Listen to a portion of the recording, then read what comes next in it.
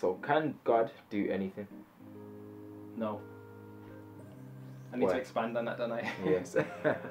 That might shock some people because they think God is God. Surely he can do anything. But I say he can't because there are certain limits that God has even placed within himself in terms of the reality of who God is.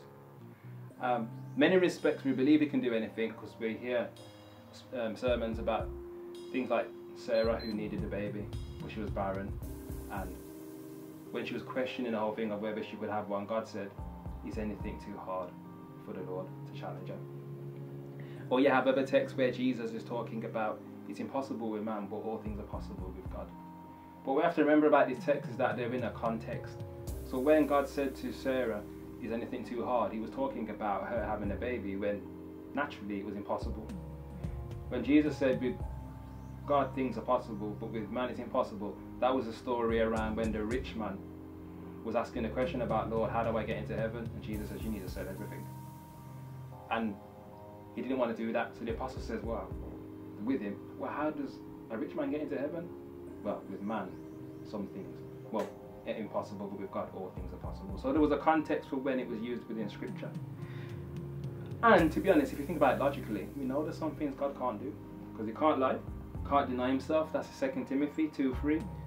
And James 1:13 tells us that he cannot sin. So we know straight away there's some things God cannot do. God cannot not be God. Sounds like a bit of a tongue twister, but you see what I mean?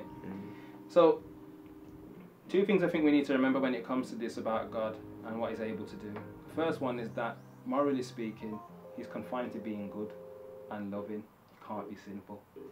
Again, there's something else he can't do, which is actually a good thing, because you want to serve an all-powerful, all-knowledgeable, all-wise God who is actually loving.